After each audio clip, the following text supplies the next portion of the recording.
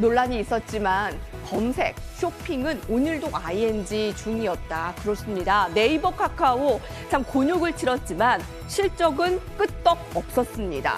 네이버 카카오가 연이은 악재에도 불구하고 3분기에 호실적을 나타낼 것으로 보이는데요.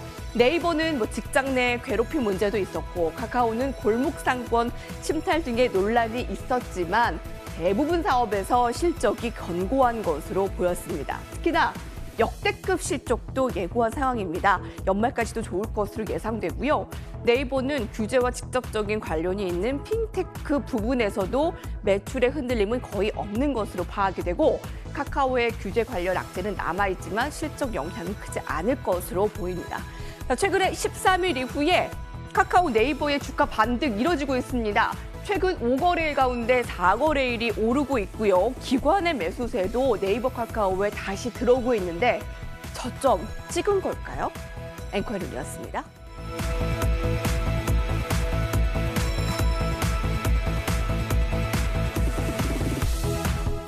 자, 다음 이슈 들어다 보겠습니다. 네이버 카카오. 네, 가지고 계신 분들 꽤 많으시죠? 자, 그동안 골머리를 많이 앓으셨을 겁니다. 자, 규제에 대한 악재가 크게 반영이 되면서 주가가 곤두박질을 쳤는데 이제 다시 우상향으로 고개를 들은 차트를 보면서 나영호 위원님께 질문을 드리겠습니다. 자, 규제 악재가 완전히 해결된 것은 아니긴 한데 다시 오르는 주가를 보면 규제와 관련한 하락이 거의 반영이 되었다라고 봐야 되는 건가요?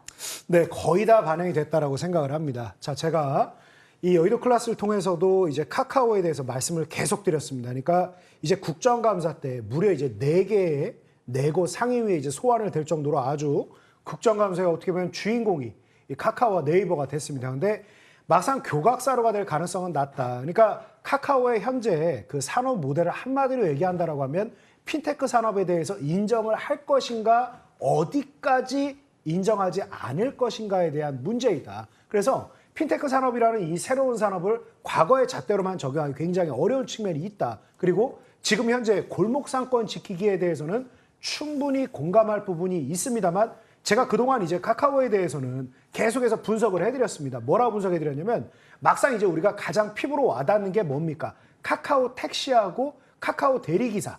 이 두 가지 그 비즈니스 모델이 굉장히 이제 실생활과도 밀접이 돼 있는데 막상 그 부분에 대해서 이제 상당히 이제 어떻게 보면 대리기사라든가 택시 쪽으로 많은 것을 돌려준다 하더라도 실질적으로 카카오에서 있는 매출이라든가 영업이익에 대한 타격은 거의 뭐 손에 꼽을 정도로 아주 적은 퍼센테이지밖에 되지 않는다. 그래서 지금 현재 국정감사가 끝남과 동시에 여러 가지 불확실성이 해소되면서 밀고 올라갈 가능성이 굉장히 높습니다라고까지 말씀드렸고 이제 국정감사 이제 끝났죠. 그래서 이제 본격적으로 카카오가 불확실성의 해소 효과로 인해서 움직임 나올 수가 있는데 재밌는 게 뭐냐면 지금 이 카카오를 자체를 두고 아니다.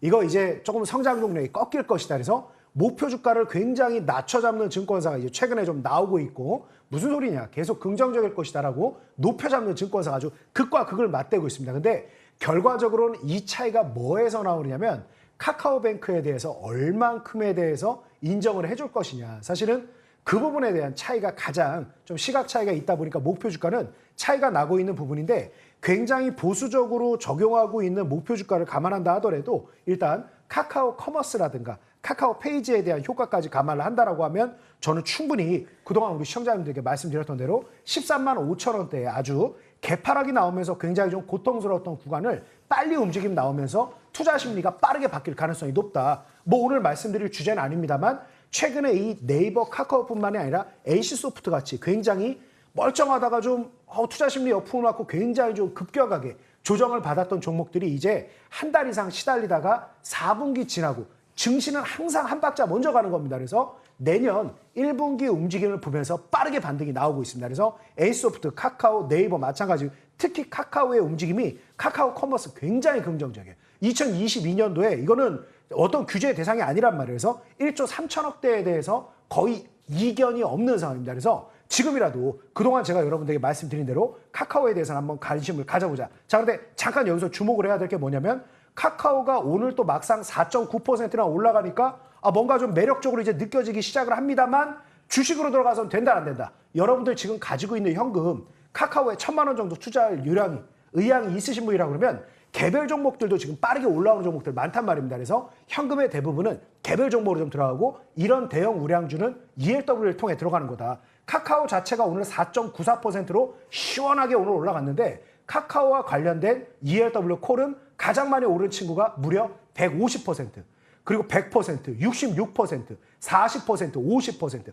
이 수익률 차이는 조건이 다르기 때문이에요. 그래서 결론만 말씀드린다 그러면 이런 금융공학 상품들을 통해서 낙폭이 과대한 종목들, 이제 4, 4분기까지는 재미가 없고 여러 가지 악재에 시달렸다 하더라도 내년 1, 4분기에 괜찮게 턴어라운드가 나올 종목들에 대해서는 지금부터 ELW로 꼽히는 춘3월까지 한번 대응을 잘해보자, 이렇게 의견 드리도록 하겠습니다.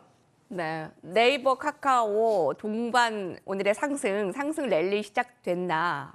이제 플랫폼에 대한 규제 악재는 다 해소된 건 아닙니다만 거의 악재가 반영된 것으로 나영호 의원님은 판단을 하고 있고요. 여러 방면으로 네이버, 카카오 전략 잘 세우면 분명히 추운 3월까지 더 좋을 것이다. 네, 이렇게 참고하시면 좋을 것 같아요.